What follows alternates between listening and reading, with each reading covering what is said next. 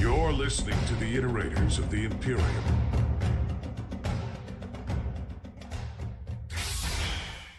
Hi, I'm MEZ, and I'm here with my co-host Ryan, and you're listening to Season 3 of the Iterators of the Imperium podcast, the podcast in which Ryan is the expert on Warhammer 40K, and I am the noob trying to learn about the Warhammer universe. And as you guys can see, right now, we're actually in a virtual studio we have made for Season 3 that you can see on both YouTube and on Spotify.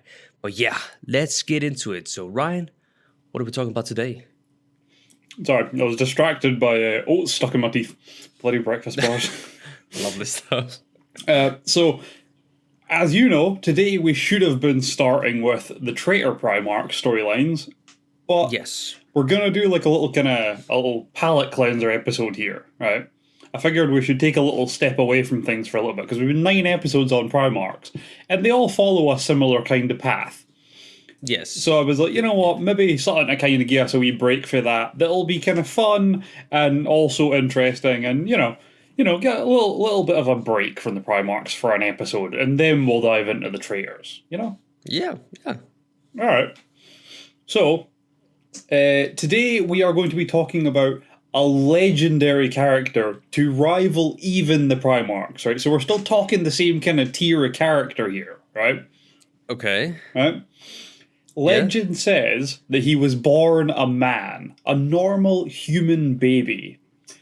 Okay. You know, humble human origins, and has now grown to be possibly the most powerful human in the entire galaxy. This man, this ordinary human being, is deadlier than even the famed Vindicar assassins, and he's more durable than Space Marines. Okay. Right? Today, we are discussing the legend that is Sly Marbo. Now, I know you've never heard of this person. I was about to say, I've never heard about that, but I feel like I should have heard about that. Oh yeah, Sly Marbo is a legend beyond myth. Right? Okay, yeah. So, for the record, his name is actually just Marbo. The Sly part is an earned title. So he comes from a planet called Catachan, which was probably mentioned in the past when talking about Death Worlds. Yeah. So we're going to expand on that a little bit as well, on what Catachan's like and why it's such a big deal.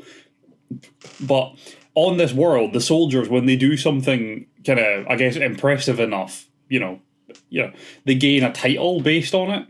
So there's a guy, there's a colonel whose name is Iron Hands, for example. Right? But Marbo gained the title Sly because he is sneaky as shit, basically. He's a sly dude. He's a sly dude, yeah. So he's Sly Marbo. So, as I mentioned, he grew up on the planet of Catachan there. So, Catachan is a world famous for its lush jungles and deadly creatures. Yes. It is lovely. Yeah, it's delightful. It's likely the most famous death world in all of 40k, except possibly it's rivaled by Krieg in terms of famous death worlds. Yeah. Yeah, but it's a death world in a very different way. It's a death world because of the creatures that live here. Yeah, like Krieg was just hazardous, right? Environmental hazards. Whereas this is like have to stay on the ground. Like, this is like everybody's trying to kill you. Or well, all the living creatures are trying to eat you. Yeah, yeah, essentially. Yeah, but it's not like the Dark Angel's homeworld where there were a load of deadly creatures and they will just try and eat you and stuff, because the people were able to kill them normally. The creatures on this world aren't that killable. The creatures here are much more durable than they are on the Dark Angel's homeworld. Yeah. Right? So that was a serious problem. And, the soldiers produced here are called Catachan Jungle Fighters. And they are some of the most deadly soldiers in the galaxy. Because they grew up on this world. Every day is a matter of life and death on this planet, right? Every single thing you decide you might want to do is a matter of life and death on this world. Yeah. So the people that live here, the people that grow up here, the people that are trained as soldiers here are amazing soldiers. They massively outperform the standard Militarum troops by a factor of thousands, right? Oh god. Yeah, they are like beyond specialized troops. But the Kriegsmen do a similar thing compared to the normal Astra Militarum troops, but it's based on where you use these troops, right? So if you take Kriegsmen and put them into another world that's all radiated up like Krieg is, they'll do amazingly well. But they'll probably not, they'll be better than most soldiers on any other world, but not like the same degree better, right? They're best in their specialized environment. And the Catachan jungle fighters are no different. On any given world, they'll still be massively better than a normal guardsman. But you put them in a jungle, they're better than most things. They'll outperform tanks in a jungle, right? Yeah. They'll outperform an airstrike in a jungle, I'll be honest with you. Right? So, very, very good troops. And I'll be honest with you, they basically, they do have guns. They have all the usual las weapons and stuff like that. But a knife is their, like, quintessential weapon, like a combat knife. Right? What? Like a Bowie knife, but like a special version is like their quintessential weapon. Because they're constantly running around jungles. So oh yeah, actually it makes sense. Yeah, because guns are much less useful in a jungle because there's trees in the way. Yeah, I was about to say also like with vines all the way, like everywhere you'd need a knife in hand no matter what just to get around. Yeah. 100%. So it becomes an essential weapon very quickly. Yeah, I get that. Yeah. So, like one Catachan jungle fighter with a knife will outperform a normal Militarum troop with like a hotshot las rifle any day of the week, right? Yeah. But even among such such unbelievably outstanding troops as the Catachan jungle fighters, there are some men that stand out. And today we're going to be talking about one of them, which is Sly Marbo.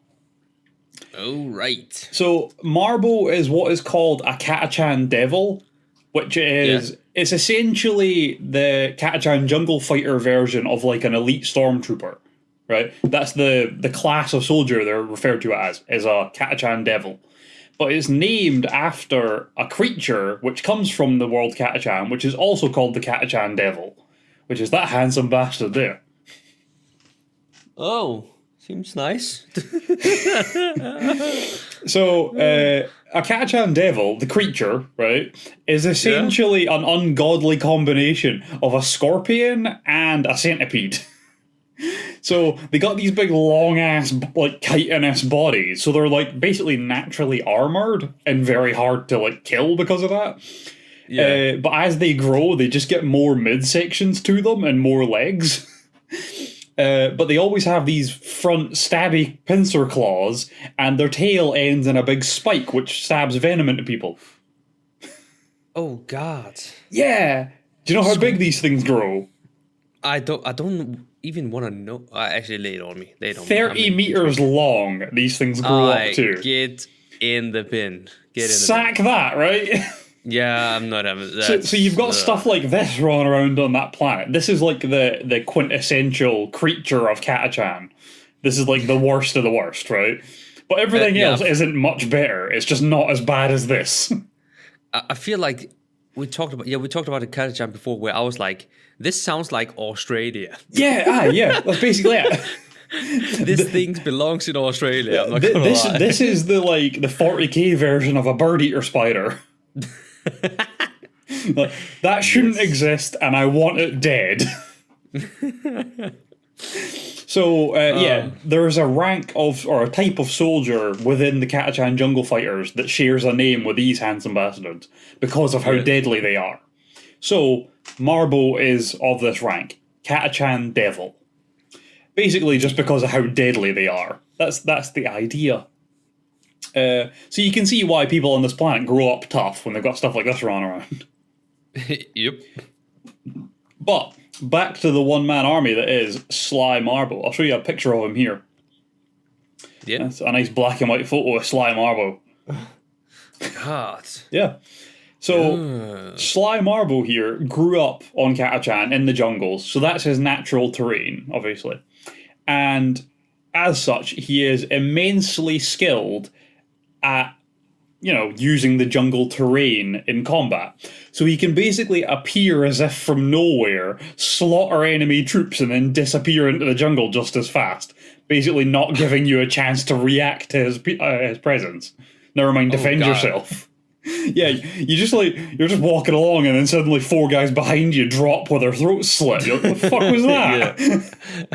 Exactly, what was that? And they're all just dead. And the next thing you turn around and there's this big hulking brute, Sly Marbo, in front of you, just staring you down. I think if he stares at you hard enough and aggressively enough, you just take your own life and save him the hassle. Yeah. So, as it stands, the true history of this character is not known to the Imperium. There is only one man that actually knows his true past, and it is Colonel Tropman, who is one of the Catachan leaders, one of the commanders. He was Marbo's original commanding officer. So, the legend of his history goes that he was inducted into the Catachan 12th Regiment, right? And then shortly after was sent to fight an Orc Wa led by Urgok, on Forge World Ryza. And while there, reports came back after they had arrived. Reports came back to Catachan and to the Imperium that all of the troops of the Catachan 12th were killed in action. And 2 weeks later, a lone guardsman, Marbo himself, returned carrying the head of the Orc war boss.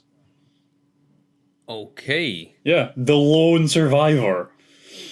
Well, he got the mission done. Yeah. And so the legend of Marbo begins. That's where it all stemmed from. But that's all classified and hush-hush now. So only Tropman actually knows for a fact what happened, because he was the commanding officer that found him. Yeah. Yeah. Sometime later, the planet Galabad was attacked by a horde of Dark Eldar, right? And the planet only had a small garrison of troops, but they were Catachan jungle fighters. There was a very small amount of them on the planet. So, when this horde of Drukhari turned up to ransack the joint, they were so heavily outnumbered they could never win. So, they were captured and then tortured for days and nights on end. And because it was like the weird witches of the Drukhari, they were like skinning them alive and bathing in their blood and stuff like that. So everyone who hadn't died yet and was like mid-torturing had to watch these weirdo aliens bathe in the blood of their comrades. Totally horrible event. Yeah. Everything to do with the Drukhari is horrible, okay? Yeah. Especially their furniture. Oh, we don't talk about them, right?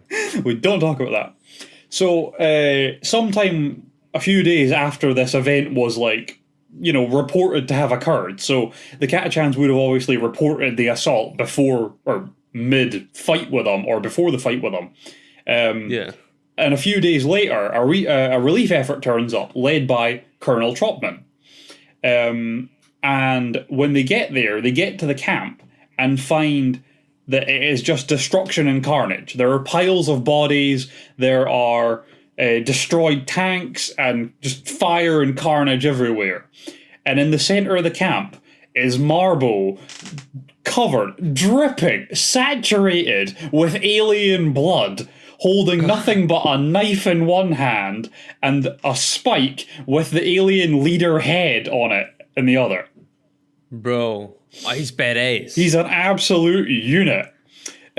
So that was how Tropman met Marbo and became his commanding officer. Because as you might have realised, he is a lone survivor in a lot of situations and had been twice at this point, right? So because he's a lone survivor all the time, he just gets bolted on to another regiment because they can't form a regiment around him. That'd be ridiculous. So they just add him into other regiments. So he's constantly moved around other squads because he basically outlives them all. He's Sly. That's it.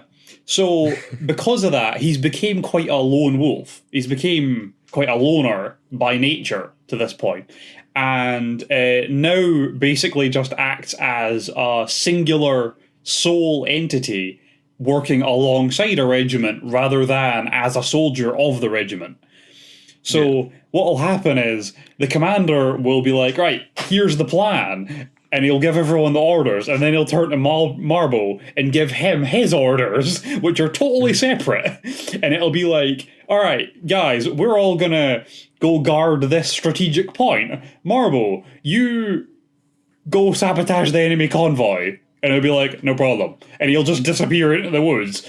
And then the strategic point they were defending will never be attacked because the entire armoured convoy is destroyed by Marbo in the jungle or whatever. Be like, Marbo, go kill the enemy leader. And he'll be like, no, it'll just disappear. And then a couple of days later turn up with its head. Like, mission complete. Yeah, exactly. They basically just leave him to his own devices. Like, I don't care how you do it, I'll just tell you what to do and you can go figure it out. Yes, by any means necessary. That's it. That's basically how he does things now. That's how it works with Marbo now. Yeah. So, possibly the most famous regiment he's ever been with was the Catachan 2nd. But again, he still acted as like a lone soldier within the Catachan 2nd. Yeah.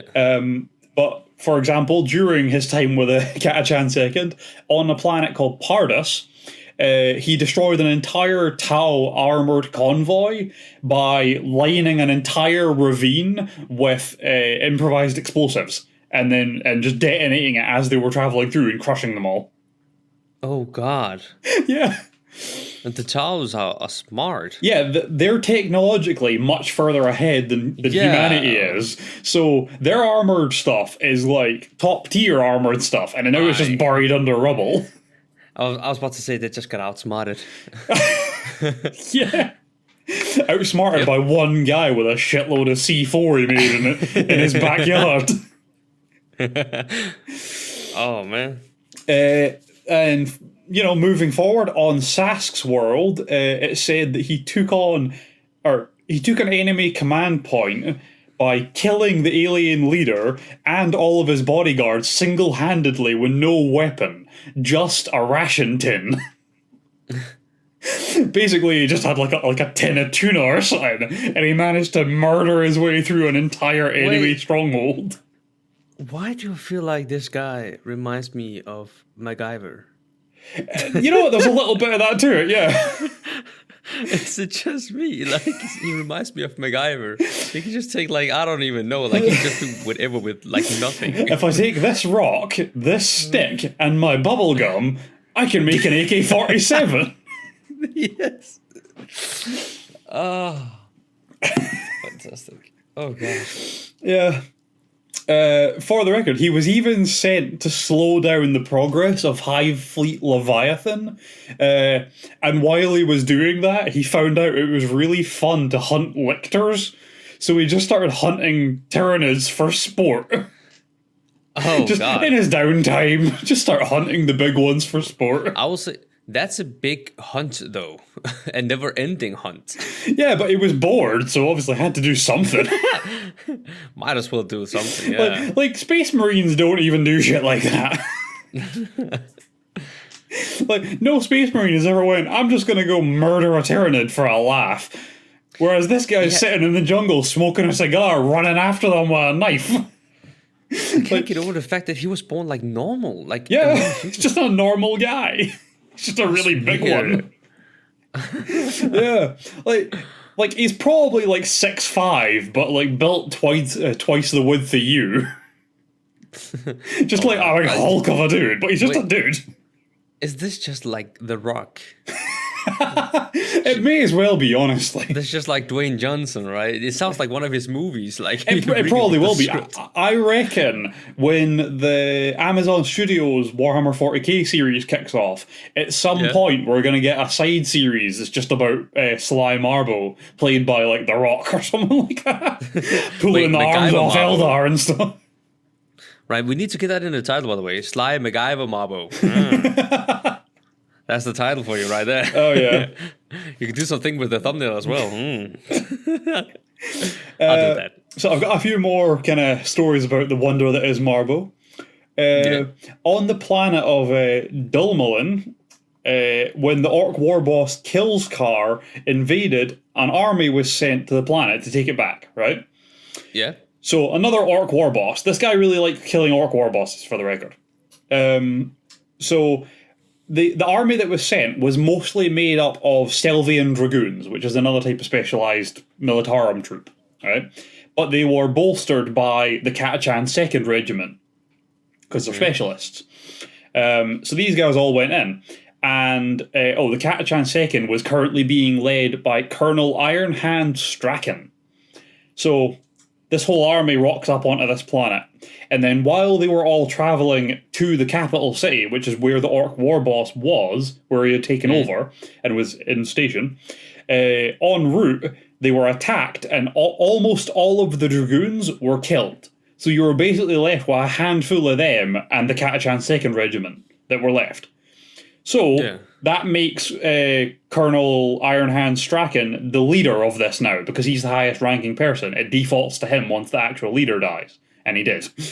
So he takes over in charge, and he goes, right, we're doing guerrilla warfare and ambush tactics till we figure this out, right? We'll whittle away at them till we see an opening. So they start doing, like, you know, attacks in the jungle and ambushes and stuff like that to start taking out some orcs to try and, like, figure out what they're going to do. And in the meantime, he tasks Marbo with infiltrating a group of human survivors of the Orc attack, of the Orc invasion, that had went insane and started worshipping the Orcs as gods. So Marbo infiltrates them, uses it to find out what the Orcs are doing, finds an opening for an attack, and gets an assault from the Catachans into the city to attack the leader himself. Right? Yeah. In the fight that ensued, Marbo was basically appearing and disappearing at will. Just, like, turning up out of nowhere, destroy a gun emplacement, disappear again before they can do anything about it. Just, like, ambushing people left, right, and centre. Apparently he had, like, an amazing record for the amount of times that he just popped up out of nowhere and ended an enemy while they were about to make, like, a fatal blow on one of the Catachans. So, like, big giant orc over you, swinging a weapon down at you, and right before it, like, actually hits you, here comes fucking Marbo out of nowhere with a dump tackle to take the thing out. So he was just going all over the place, saving lives out of nowhere and taking out, like, enemy troops and gun emplacements and stuff. It was just totally, like... Did you ever see that thing with, like, the Looney Tunes with Bugs Bunny in that, when they're playing baseball, and Bugs Bunny's basically playing in every position? It's like that. Marbo's just he's doing everything all at the same time. Everywhere he needs to be, exactly when he needs to be. I like this. I like this. But the battle ended with Colonel Strachan taking on the Orc war boss, Killscar. And he did kill him, right? But he was heavily injured in the process. His body was broken and bleeding. And Marbo carried him out of the city in his arms while the city crumbled around them. Okay. So he's a hero in many ways, not just killing enemies. He also saves allies. Yeah. A noble man. Very noble man.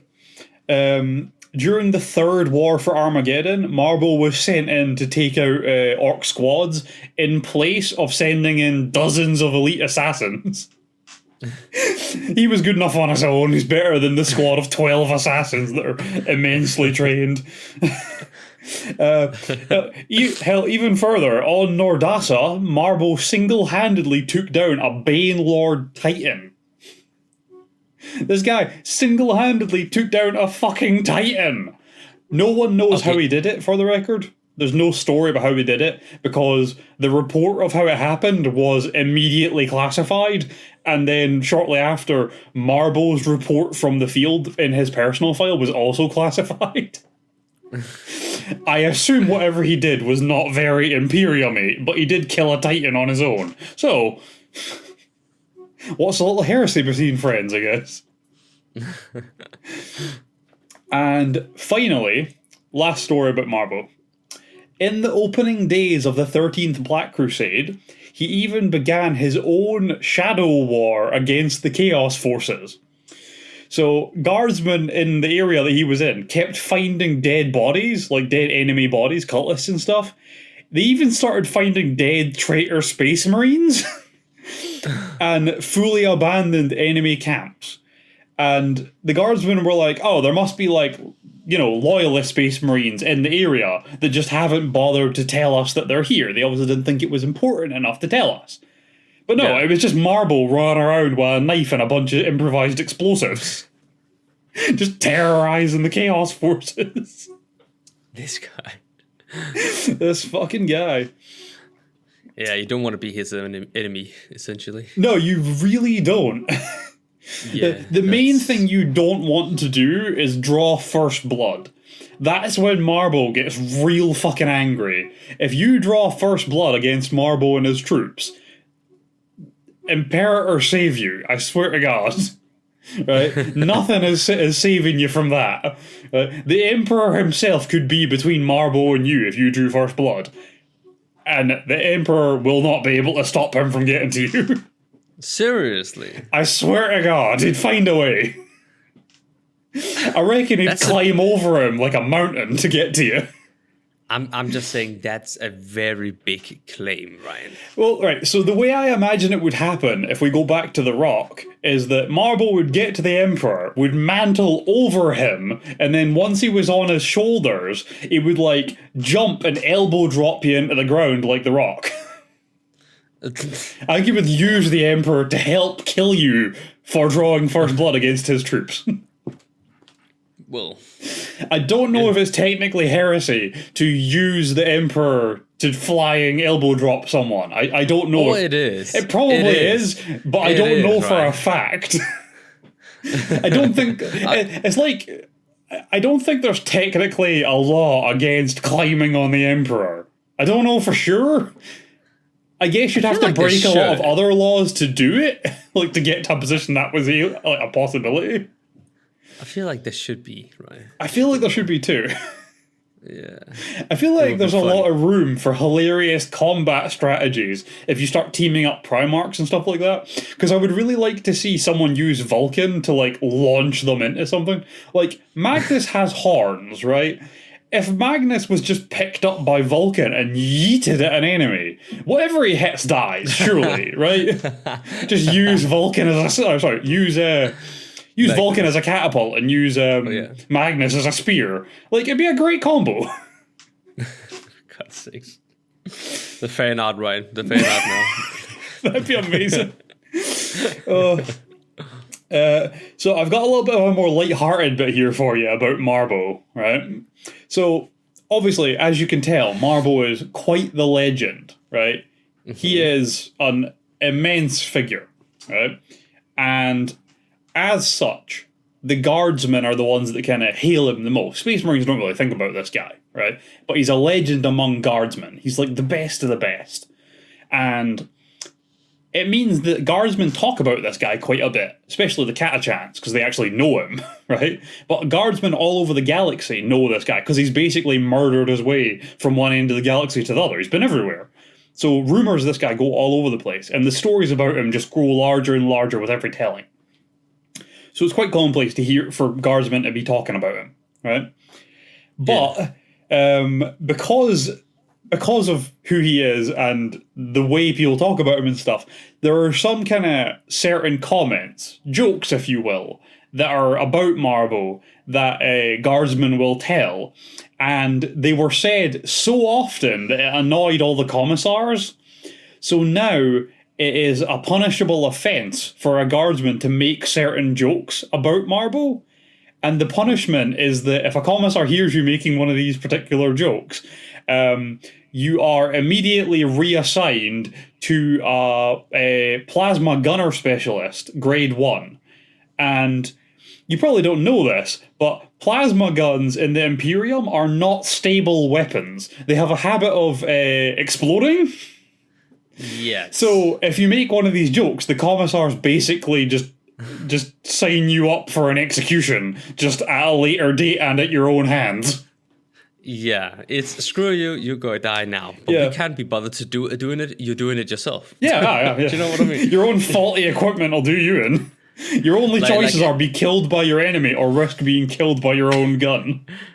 Yeah, this is like the equivalent of like walking the plank, just in Warhammer terms. Yeah, right? aye, that's because it. you're doing it yourself, but you know, That's it. Yeah. standing with a sword, you have to jump, otherwise, you know. Your choices are either walk back onto my sword or fall into the water. You pick. Yeah.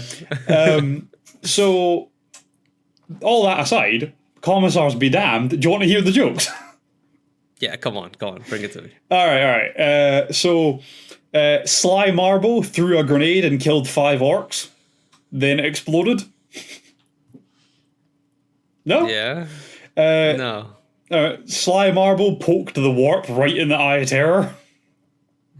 God. I feel like these are going to be horrendous. Yeah, they're pretty bad. A Catachan devil once stung Sly Marbo. After 5 days of agonizing pain, the Catachan devil died. Nah, that's good. I like that. That's a good one. That's one of my favorite ones. That's like, oh yeah. No, go ahead. There's a lot of these. So. I've just used this whenever I'm with my girlfriend, right? And we see, because I feel like I'm a bit of a tank sometimes. Right? You're a big dude, yeah. And I'm like, if like a Ford Fiesta or something like that, a small car drives into me. Nah, the car is getting destroyed. Not me, you know? Oh, yeah. You know what, right? Have you ever seen a picture of a car or a truck or something that's been kicked by a horse? No. Look it up, right? Because there are so many videos going around on the internet of people like driving behind a horse on a country road and they're beeping the horn to get them to get out of the way. And you're like, it's a horse. It will destroy your vehicle. And I feel like the damage that a horse does to a car or a truck by kicking it is the same thing that would happen if a car or a truck hit you. Yeah. But definitely worth looking up at some point. Have a quick Google it. Everyone, that's your homework for this episode. Go Google trucks or cars that have been kicked by a horse. It's hilarious. Also, don't fuck with horses. Yeah, I'm not gonna mess with the horse. I wouldn't either. Horses are terrifying and majestic creatures in equal measure. Yes. Back to the nonsense. Flak armor wears Sly Marbo for protection. Sly Marbo doesn't have a shadow because he's scared it off. That's a good one. When ambles go to bed at night, they check their nest for Sly Marbo. The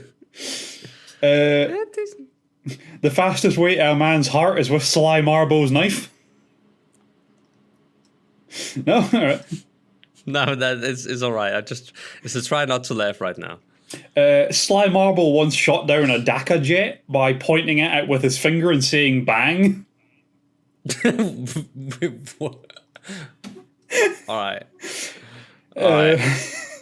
Sly Marbo doesn't shower, he takes blood baths. Technically true. Yeah. On occasions, at least. Lord Castellan Ursarker E. Creed wears Sly Marbo pajamas. No? Alright. No. If at first you don't succeed, you're not Sly Marbo. Okay, we need to move on. No, there's... I have to finish this list. I promise you I have to. I brought upon myself. The official name for Exterminatus is Sly Marbo. Sly Marbo beat a warlord titan at arm wrestling.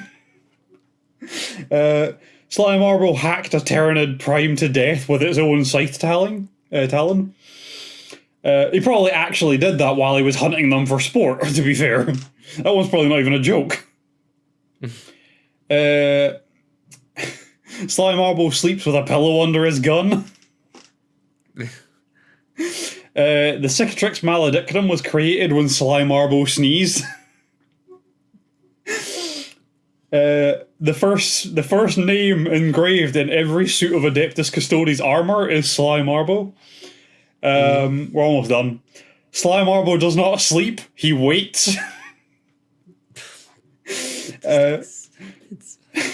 Sly Marbo does not go hunting because hunting implies the possibility of failure. Sly Marbo goes killing. Almost done. Roboute Gilliman keeps an inspirational pict of Sly Marbo with him at all times. And the last one, Sly Marbo won a steering contest with a Necron.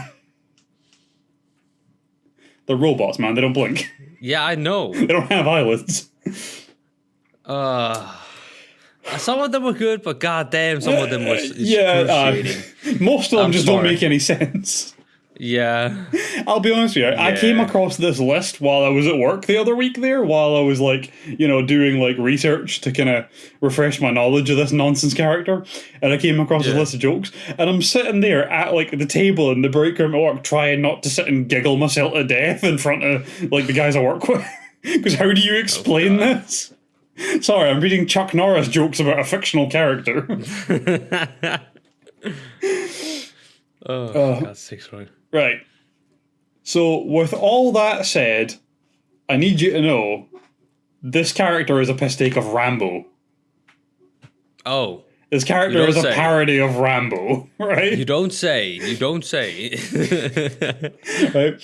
So, this is the model of Sly Marbo. Yeah. And this is a picture of Rambo. Well, they didn't even try to hide it. Right? They weren't even pretending. This is just a parody of Rambo. I'm just going to leave a picture of Rambo up there for the rest of this. Yeah. Just, Oh, that's Sly Marbo. Yeah, Sly Marbo. There you go. MacGyver. Right? It all makes sense now, actually, when you say it. Yeah, because Marbo was just a rearrangement of the letters of Rambo. Sly was Sylvester Stallone's nickname, the actor who played him. And even to the point of like Colonel Tropman, which was the one colonel who knew his backstory and like acted as his handler. In Rambo, he has the exact same thing, but it's Colonel Trotman. Oh. So yeah, that is the wonder that is Sly Marbo, who, by the way, is actually a character, but his storyline, his whole character of who he is just a parody of Rambo. I like that. Also, the reason I kept talking about First Blood is because the first Rambo movie is called First Blood, and there's a bit in it where he just randomly goes, "They drew First Blood." It's hilarious. And I feel like Sly Marbo's done that a few times. Yeah, probably. So, that's basically everything I have to say about this character, but I really wanted to do an episode like this, because these are the kind of daft topics I want to cover within 40k, because there's a lot of really funny stuff like this, and there's a lot of really interesting stuff like this that I would really like to get into, but we have so much foundational stuff we have to do to be able to get to a point that any of it actually makes sense, that I was like, you know what, I feel like a palate cleanser for the season would be a good idea, and rather than just doing like an off-topic thing, I'm gonna do one of these really fun ones that are like just funny to cover. Yeah. So I thought this was a good opportunity to talk about the wonder that is Sly Marbo. But once we get down the line, we'll be doing more episodes that are about stuff like this. I'm looking forward to it. Yeah. It's also, like you said, it's a nice mid-season break. Yeah, exactly. Before we get into, the traitors. The traitors! The traitor heresy. There's a whole thing, so back during the Great Crusade, like the early days of the heresy kind of time, right, they still called people heretics, right? They referred to some of the traitors as heretics. There's a big speech where Gilliman is talking to a couple of the traitor primarchs, and he says, "I've already heard Lorgar's heresy." He's talking to Angron, and he's like, "I've already heard Lorgar's heresy, but like, what about you? Like, how has your loyalty fallen so far?" That kind of thing. And Angron says that the reason he fell is because they let him dream. But that's a point during the heresy where they're already using the phrase heretic or heresy to refer to these traitors. But at that point, they can't be heretics, because to be a heretic, there needs to be a religion to be against. A heretic is someone that's against your religion, right? It's a purely religious term. But the Imperium was already using it back then, which is really weird. And I know there's a point where one of the Primarchs comments on it. I think it might be Magnus that comments on it. Like, how can they be heretics? That requires a religion to be heretical towards. But I don't know, I found that funny. I found that interesting. Yeah. Anyway. Do you have any questions? Anyway. No, it can be about anything. It doesn't have to be about Rambo or Marbo or anyone in between. I have a question. Yeah, hit me with it. Can we actually include Macgyver in the title? Yes. Victory! Yes, we can do that. Oh. Right. Would you like to round us out? Sure thing. Thank you guys for listening to this episode of Iterators of the Imperium podcast in season 3. It's been me, MEZ, and Ryan, and we will see you in the next one. Take care, and peace. Bye.